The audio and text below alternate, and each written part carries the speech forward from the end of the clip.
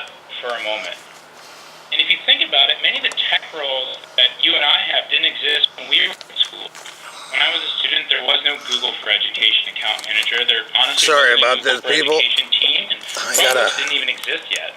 Get this card out and erase it. So we're just going to have audio for right now. Generally, as a result of the adoption of technology.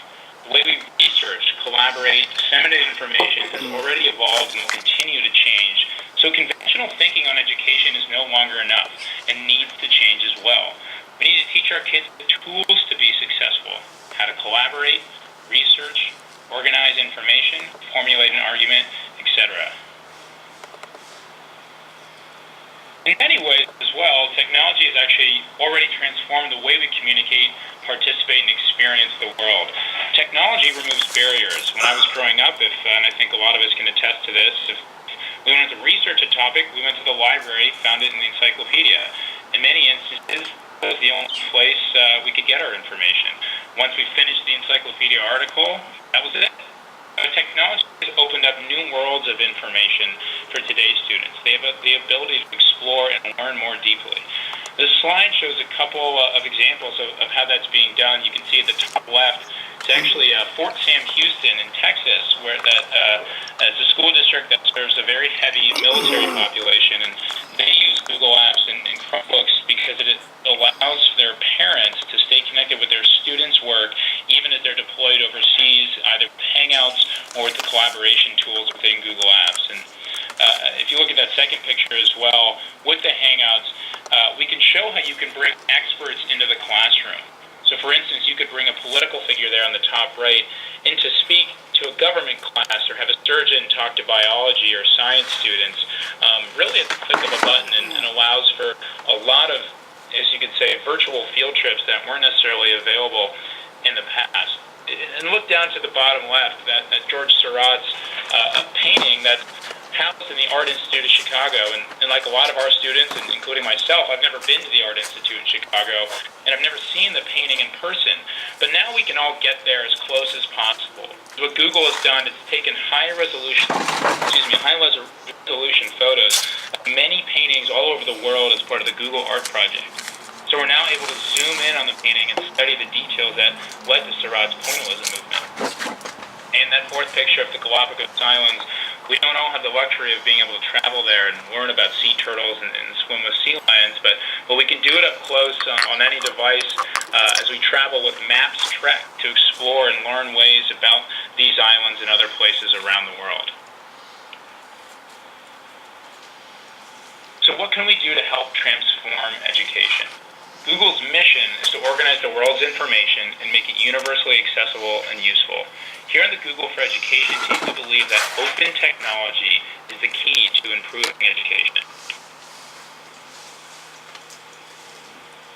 So what does that mean for a school to go Google? We asked our Google schools, and they told us it's not just about the technology, it's more than that. It's about adopting a culture that extends beyond the classroom walls. It's about openness, curiosity, and working together. Going Google for Education means four things. The first, empowerment.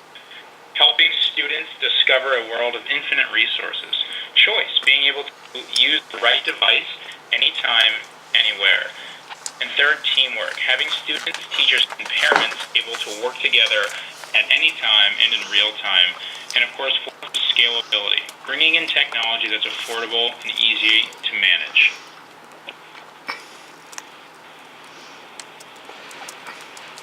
First, empowerment. When you have access to digital content, it empowers students and gives teachers the tools for individualized learning.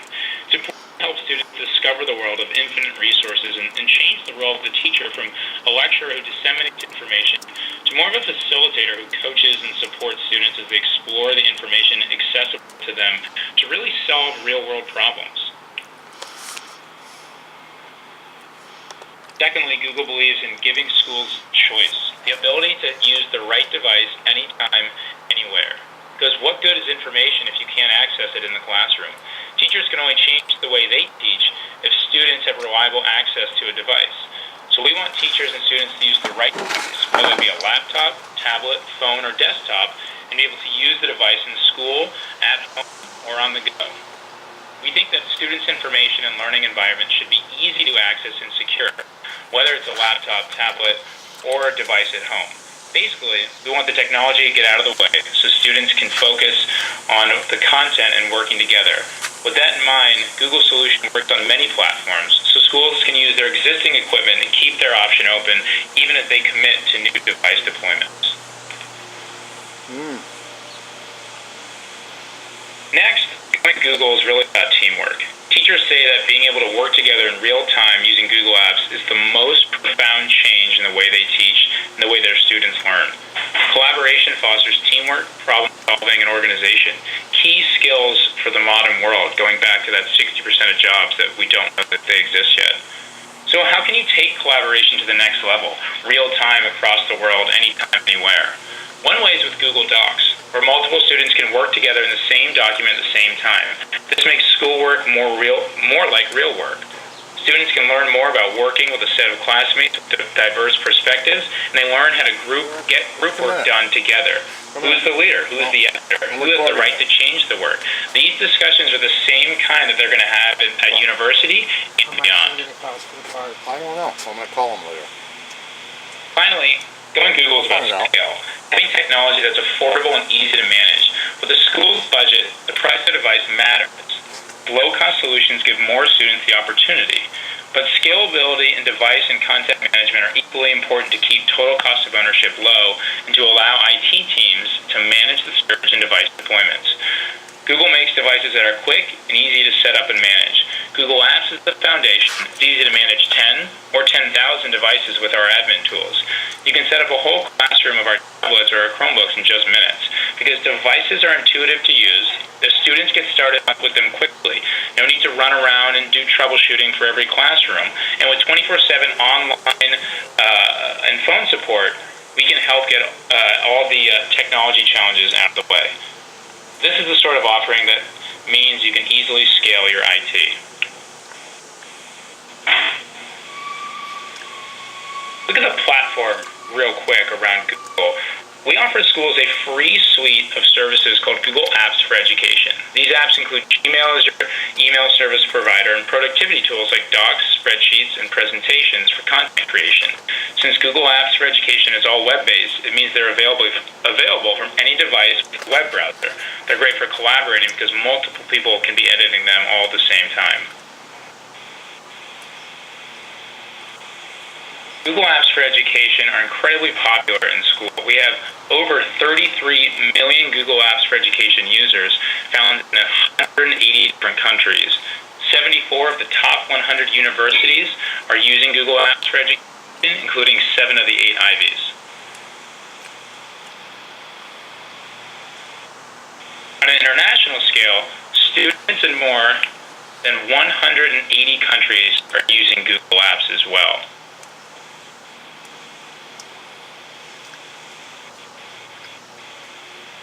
Not only Google Apps, powerful, transformative platform for schools. Well, for my bet, the price is right. Google Apps for Education is 100% free and without ads. Look at the devices real quickly. We're excited that we now have many choices for schools. With several Chromebooks and Nexus 7 and other tablets, Google Play for Education, going one for one is easier than ever before. Chromebooks, if you haven't seen them yet, they're web-based computers that are great for schools because they're easy to use, manage, customize, and really easy to scale. With Chromebook, students open the lid, sign in, are up and running in under 8 seconds, which allows teachers to dedicate more time towards instruction. When you're using a Chromebook, everything is stored on the web, so it doesn't matter which machine you use. When your student signs into any Chromebook, they're taken to the learning experience that you have designed for them specifically on your curriculum goals. The idea is for the technology to seem invisible in the classroom, just another tool. Chromebooks are great because they're shareable and incredibly simple to use for both students and faculty. Chromebook adopters say that they love the devices because they just work. There's a wide range of Chromebook laptops out there as well. This goes back to the choice aspect. Whether your school only likes to use HP, Dell, Samsung, Acer, Lenovo, any of the top manufacturers, we we want to give you choice. So the hardware specs on all the devices are a little different. They vary in terms of screen size, ports, weight, etc., but they're all running the Chrome operating system, and they're all managed through your Google Apps for Education account. Despite the difference in hardware, the user experience and management experience is the same across the entire ecosystem. Real quick, I wanted to mention the management experience for those tech directors out there, because it's one of the critical differences with Chromebooks compared to other devices. They're really easy to manage. If you're in tech, or if you talk to your tech department, you know that managing devices takes a significant portion of time. Buying licenses, installing hardware locally, setting up antivirus, continually checking to make sure they're running and updated, wiping and re-imaging. All these things are very time-consuming and very cost-intensive. Since Chrome devices are entirely web-based, it makes management a breeze. Chromebooks shift the model from the old way of managing where you have to touch each and every device. Now, you can manage all your devices through one centralized web page. Here, you're able to control them and set security controls for all your computers at one time. For instance, you can require that your students route through your proxy regardless of where they're signed into the Chromebook. You can specify who can use your devices, potentially locking it down so that only your students and faculty can use the Chromebooks. You can also easily push out web-based applications to your students in just a few clicks. Also, and one of the most exciting parts is Chromebooks being able to run state assessments. We have a kiosk mode that can create a secure testing environment that allows for students to sign in. If there's tests have no ability to go elsewhere within the computer, and when they sign out, you can take off the kiosk and they're back to a regular computer again. There's also multiple layers of security then, including sandboxing and verified boot. Also, as a web-based device, they're secure against malware and viruses, and they're also forever fresh. Google releases a new version of the Chrome operating system every 6 to 7 weeks, and your Chromebooks will receive that new version. So what you're getting, all the updates and improvements to the operating system and management console.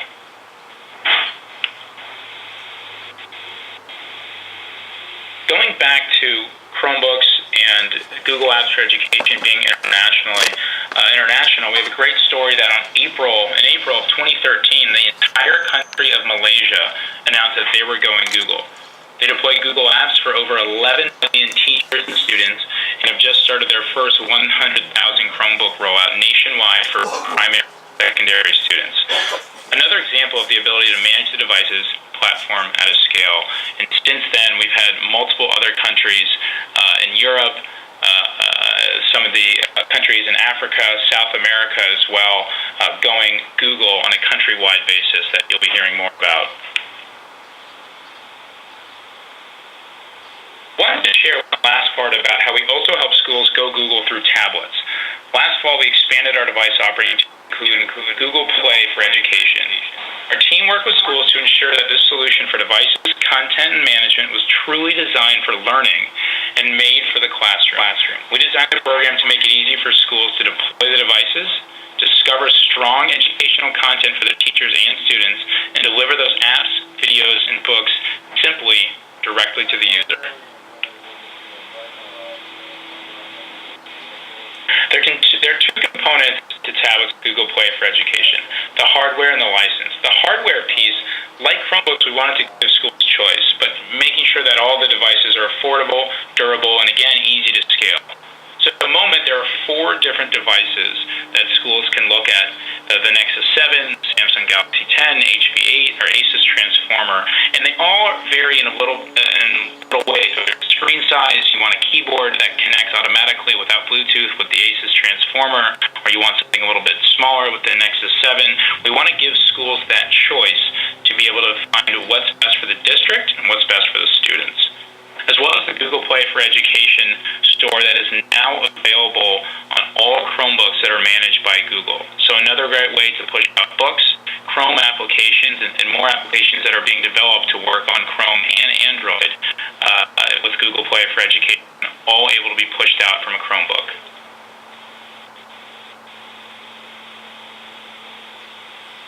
But one thing with the tablets that we learned that they're very personal devices, and most schools using tablets in their class eventually want to go to a one-to-one deployment. But we also know that that's not always realistic right away. We wanted to make it easy for schools to roll out tablets gradually while helping more students get that one-to-one experience. So we recently introduced support for multiple accounts. Now schools can add up to 5 different accounts to a single tablet, setting up individual student logins for each one. When a student picks up their designated tablet and signs in, they get instant access to Google Apps, Docs, and Drive, as well as the apps that are specific to them. So instead of having to work around the limitations of using generic accounts for tablets, teachers can use a cart of devices the way they were meant to work in the classroom. This makes it easy for your school to see the impact of one-to-one while you're evaluating whether to invest in a larger device purchase. After you set up your devices, it's time to figure out what to do with them. So that's why we created the Google Play for Education store, a single destination for teachers to find and share educational content. Play for Education makes it easy for teachers to explore Android apps for tablets, Chrome apps for Chromebooks, books, and videos that can be enjoyed from any web browser.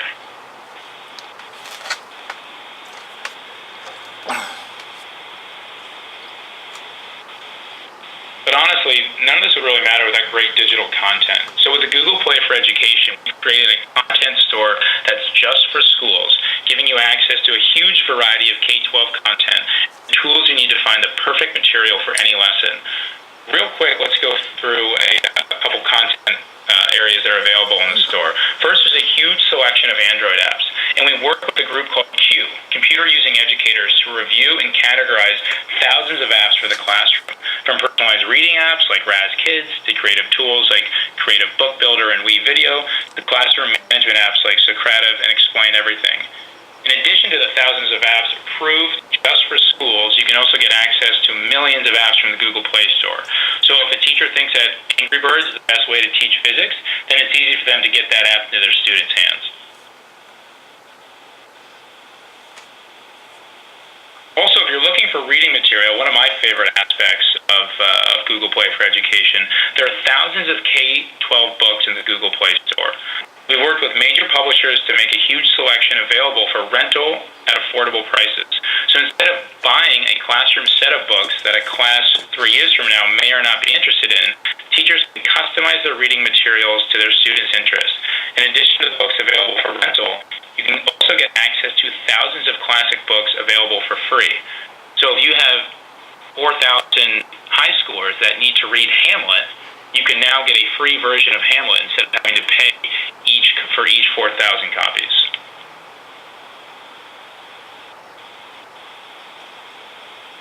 Also, I wanted to share with you Google Classroom. We say introducing, it was just released a month ago. Some on the line may have access to, may be using it right now or haven't turned it on for their domain yet, but it's this really great tool. It's the first time that Google as a company has created a education-specific application.